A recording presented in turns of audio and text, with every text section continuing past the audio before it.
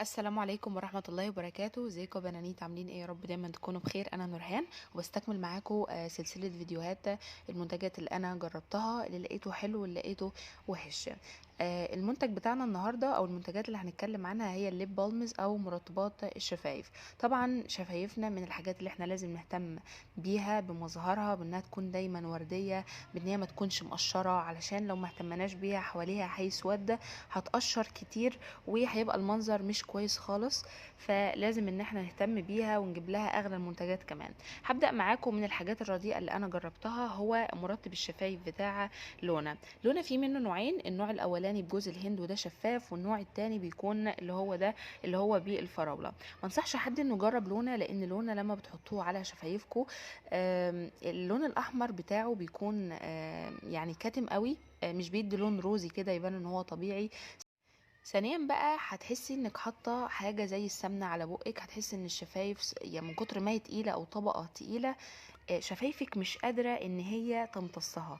فلا انصح بيه جدا، وبيقعد بشكل مؤقت على البق، مش حلو خالص. وفي حوار الاصلاح ده ما لاحظتهوش قوي يعني. فده من الحاجات الرديئة اللي ما انصحكمش انكم تجربوها. تاني حاجة هروح لأماندا. أماندا طبيعية جدا، يعني حتى هما كاتبين عليها ان هي بزبدة الشيا، بالشيا بطر وبفيتامين بي. بس الكلام ده اتمسح، بس مازال باين اهو. اماندا بحسها طبيعيه قوي وريحتها تحفه تحفه تحفه. ودي اكتر حاجه حبيت ان انا اجربها من اماندا، اللي هي اماندا تروبيكال. هي بكذا طعم طبعا، ولكن ده النوع اللي انا فضلته واللي انا جربته، اللي هو البامب ده. ولكن عيبها الخطير ان هي بحسها من كتر ما هي طبيعيه مش بتستحمل الحر، يعني بمرور الوقت بتلاقوها عملت كده ووقعت. كمان اماندا لما هتحطيها حاطه حاجه زي الروج السايل كده اللي عليه ليب جلوس، وهتحسي انك حاطه كانك والله حاطه روج على شفايفك. هي ملمسها تقيل شويه، ولكن تقيل بيدي ملمس زي الروج، لانها طبعا حمراء. هبقى اجرب لكم كل حاجه من الحاجات دي باذن الله في نهايه الفيديو لو عرفت يعني. فهي ريحتها تحفه تحفه جدا. من كتر ما هي بحسها انها طبيعيه جدا بتسيح بسرعه ومش بتتحمل. ولكن هي جميله جميله جميله. لما بحس ان انا عايزه انتعش كده بروح احط منها. بس في توريد الشفايف مش قوي يعني. بس هي ممكن تفي بالغرض، ولكن ده العيب الخطير اللي فيها. بس الريحة كويسة، بترطب الشفايف كويس، بتدي الشكل اللي هو بتاع الروج. كده احنا خلصنا اماندا. تالت نوع هنتكلم عنه في الليب بالمز، وده ليب بالمز بتاع تشاو. تشاو جميل جدا، من الحاجات اللي انا بحب ان انا اجربها. كان معايا واحد قبل كده مش فاكره اسمه، ولكن الغطا بتاعه كان لونه غامق عن كده شويه من حيث اللون البيج يعني. مش فاكره اسمه والله، بس كان جميل جدا. انا فاكره ان هو عجب واحده زميلتي فاديته لها كادو، واشتريت اللي هو بجوز الهند ده. من مميزاته ان هو بيدي لمعه جميله جدا. جوز الهند بتاعه بحس ان انا حاطه حاجه برضو طبيعيه على شفايفي، وبيستحمل الحر بقى. يعني انا ممكن ما احطوش في الفريزر ويفضل محتفظ بنفسه زي ما هو كده. جميل جميل، جوز الهند منه فظيع يعني. انتوا ممكن يعني اماندا يعني يفي بالغرض. لونا مش فاكره كان عامل 10 جنيه تقريبا. تشاو عامل 15. اماندا كان عامل 20. دي اخر مره اشتريته فيها، معرفش الاسعار زادت ولا لا. تالت نوع هنتكلم عنه هو لابيلو.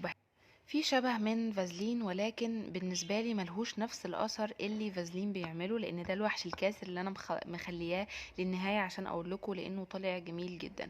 لابيلو ده بالبطيخ، بيدي لون جميل قوي للشفايف، وبيكون اللون تحفة قوي. اللون كمان روعته بتبان فيه لو احنا مثلا قاعدين وفجأة جه ضوء على شفايفنا كده، بيبقى المنظر روعة روعة. عامل زي الليب جلوس بالظبط على الشفايف. يعني الى حد ما الناس اللي مش بتحب البطيخ مش هتحبه قوي، بس انا شايفه ان هم مبالغين في سعره قوي، لان اخر سعر وصل ليه لحد دلوقتي حوالي 120 جنيه، وده سعر مبالغ فيه صراحه. فانصح يعني انكم يعني هو كويس، ولكن الواحد بصراحه ما يضحيش. انا ما ضحيش تاني ان انا اشتريه بالسعر بتاعه ده، لان هم يعني طالعين واو واو فوق يعني. فهو كويس، ولكن لو غالي عليكي بلاش تجيبيه. هاتي اماندا او تشاو هيوفوا بالغرض معاكي. اخر نوع معانا وهو الاحب الى قلبي وينطبق عليه مثل ما محبه الا بعد عداوه، لاني في البدايه صراحه ما كنتش حباه وكنت مفكره نفسي واخده مقلب فيه. انا كنت شارياه ايام ما كان ب70 جنيه، شاريه بقى لي حوالي 6 شهور ولا ايه. وكميته بتكفي لفتره طويله جدا، يعني انا كمني باخد منه طبق رقيقه وبتكفي على الشفايف. ده منظره من جوه. في منه طبعا انواع كتيره جدا، وفي منه بجوز الهند الشفاف، ولكن ده جميل جدا. اللي عايزه فيكم تحصل على هو عبارة عن الفرق ما بينه وبين العلبة البلاستيك ان ده ليب ثيرابي، يعني هو بيورد الشفايف وكمان بيعالجها. التاني توريد وترطيب بس، لكن ده ترطيب معالجة توريد. جميل جدا، بيدي برضو لمعة تحفة جدا على الشفايف. يعني هو جمع مميزات الحاجات اللي انا اتكلمت عليها دي كلها. تحفة تحفة يا جماعة. الشفايف هتحسوها ناعمة ما فيهاش اي تشققات، هيعالج فعلا. هو جميل جميل جدا بشكل مش طبيعي. انا حبيته جدا وان شاء الله هكرره تاني، ولكنهم برضو الاسعار بتاعته بقت واو. طيب انتي لو مش عايزة انك تشتري ليب بالم، انت ممكن على فكرة تعمليه في البيت بكل سهولة.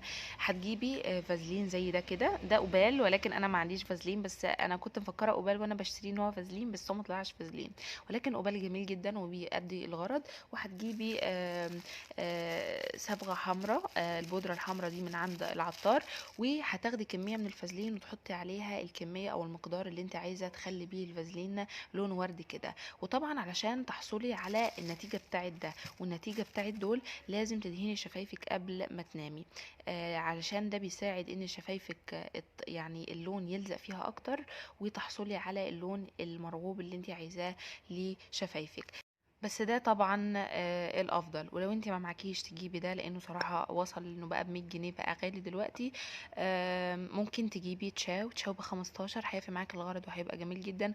او ممكن تجيبي اماندا. الاتنين دول جمال جدا وبينافسوا بعض في محلات مستحضرات التجميل. في النهايه اتمنى الفيديو يكون عجبكم، تقدروا تحددوا ايه نوع الليب بالم المناسب ليكم او اللي انتوا حبتوه. يا ريت تكتبوا لي في الكومنتات ايه نوع الليب بالم اللي انتوا حبتوه، حسيتوا انكم ارتحتوا ليه.